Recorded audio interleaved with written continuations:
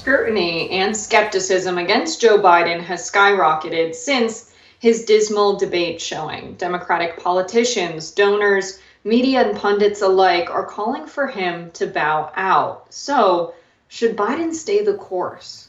Our next guest has correctly predicted 9 out of the 10 last elections based on a system that he's come up with, examining the 13 keys necessary to win the White House.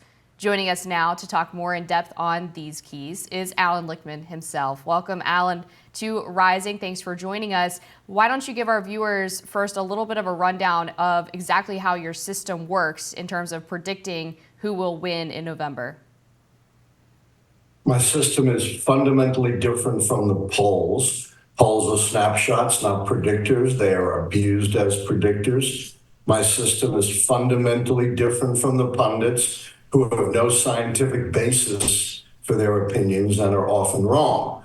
My 13 keys to the White House gauges how American presidential elections really work as votes up or down on the strength and performance of the White House party. And that's what the 13 keys measure. They look at things like midterm election results, incumbency, third parties, internal party contests, long and short-term economy, social unrest, scandal, policy change, foreign military policy, successes and failures, and only 2 keys have anything to do with the candidates. And they're very high threshold keys, assessing whether the incumbent and challenging party candidates are those once in a generation inspirational candidates like Franklin Roosevelt or Ronald Reagan. And the way this system works is if 6 or more of the 13 keys go against the party holding the White House, they are predicted losers. Any 6. It's a totally nonlinear, unweighted system. Fewer than 6 negative keys, the party holding the White House is a predicted winner. And by the way, I would say I predicted 10 of 10 because 2000 was a stolen election. Al Gore should have won Florida going away based on the intention of the voters, as I proved in my report to the U.S. Commission on Civil Rights, which you can still consult. It's on their website. So it sounds like this sort of predictive model, if you will, is one that operates with an output of either Democrat or Republican victory, that either a candidate from the 2 major parties gets in office. How does this election measure up, given that we have a pretty viable third-party candidate, RFK Jr., and then we have Jill Stein and Cornel West getting about 6% of the vote as well? Yes, third parties figure into my keys to the White House. They're one of my factors, and they count against the White House party because they are a sign of discontent with governing. But not every third party or independent campaign would count.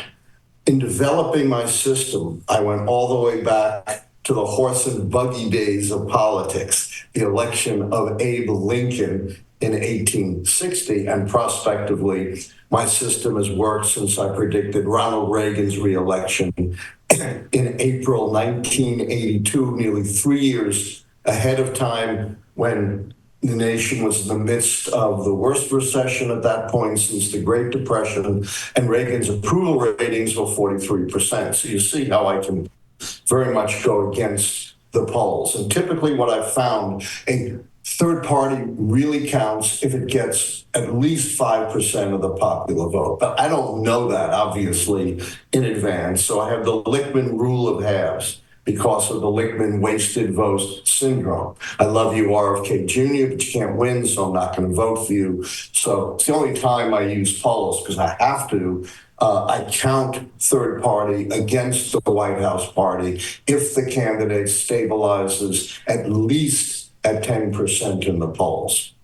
What do you think Joe Biden should do at this point with cratering support after his debate performance and a lot of tension within his own party as to whether or not he should continue in the race? If there's all of these outside factors that voters are deciding on that really have nothing to do with Biden, is his performance that much of a concern, and what can he do to regain trust from voters? Yeah.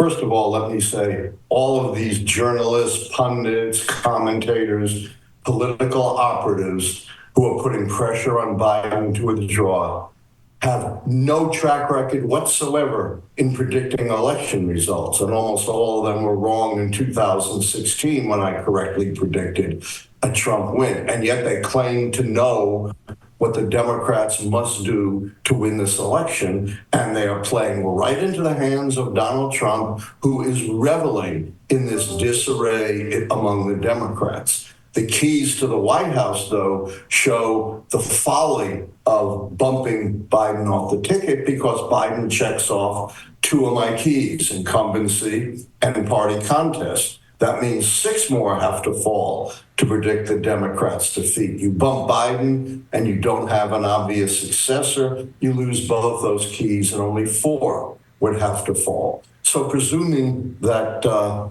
these folks don't bump Biden out, what Biden needs to do is what FDR did when his health was in question. You know, in those days, having a disability was considered far more severe than it is today. When he ran in 1932, some of his advisors said, don't even campaign. You know, we don't want your disability out there in front of the country, and they're going to think you can't govern. Imagine that. And FDR said, nuts, and ran one of the most vigorous campaigns in history. That's what Biden needs to do. Run one of the most vigorous, unscripted campaigns in history, hold lots of events, including press conferences, unscripted interviews, Oval Office addresses. But let me say, you know, in terms of debate skills, that's way down on what it takes to be a good president. Far more important is experience, judgment,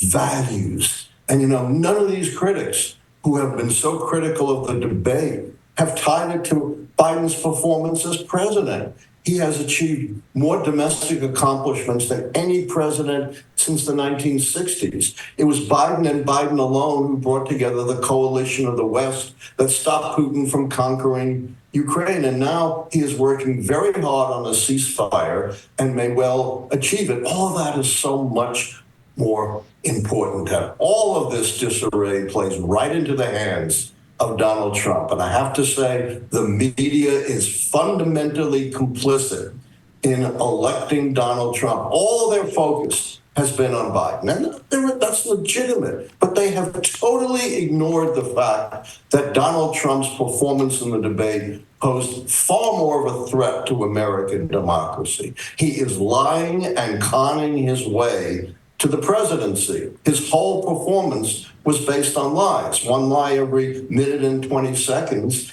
and he has promised not to respect any of the traditions of American democracy, including being a dictator on day one, and every dictator in the history of the world who's been a dictator on day one has been a dictator forever. Why has the media ignored that and just focused on Biden's debate performance? There's an old saying, it's not just the evil people who wreak havoc on this world, it's the good people who don't do enough to stop them. Now, I think Biden's incumbency, you know, while it does oftentimes give candidates a leg up, when we have over 70% of the country saying they believe he's not fit to run, and also the party contest being, you know, 4 years ago, the decision to not hold a primary, you know, I'm curious how that factors into the metrics here. Because this is something people can see play out in full time. We've had presidents definitely with questions about, you know, their debate performances, but also their cognitive functioning before. But in the age of social media, when we can all see it on our phones, I'm curious if we're handling that metric differently or if it's time for perhaps a new metric there. And a little bit curious about the position on the economy that so many Americans have. And if that played into I'm sure it did, the keys that you have, and in what way? Look, the keys are based on history. They're very robust. As we mentioned, they go all the way back to 1860, when, you know, we're an agricultural economy, didn't have polls, automobiles, jet planes. Women couldn't vote. Most blacks were enslaved. Asian Americans, Latin Americans. My ancestors from Eastern Europe hadn't even come here yet. But I'm not psychic Gene Dixon with a crystal ball. I'm not Speaker Mike Johnson, who claims the Almighty talks to him. And it's always possible, an event can be so unprecedented outside of the historical pattern to break that pattern. And we have two extraordinary unprecedented things today. The issue of Biden's age and competence, which the media has fixated on, and the fact that the other candidate is a convicted felon, 34 felony counts, who has openly threatened to destroy American democracy, which the media has largely ignored. Now, I do have a plan B. Let's say for a moment that the pressure on Joe Biden becomes so great that even though he doesn't want to, he has to withdraw. I don't think that's the right thing, but I do have a plan B to save the keys to the White House. That is, he resigns the presidency for the good of the country, which would put him in great contrast with Donald Trump, who only does things for the good of Trump.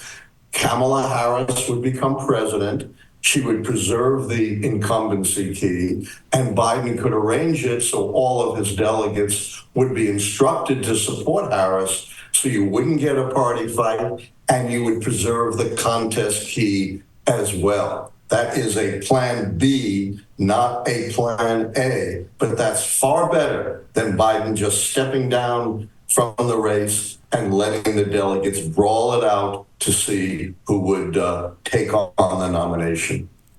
Unfortunately, we're out of time, but I know our viewers are going to find it interesting, the idea that the media is too soft on Trump. But Allan, we definitely appreciate it. Thanks for joining us here on Rising. Anytime, you know where to find me. Oh, can I say one more thing? No. You want to follow the keys? My live show every Thursday at 9 p.m. Eastern. You can find it at Allan Lichtman YouTube, ALLAN. Okay, gotta go. Thank you.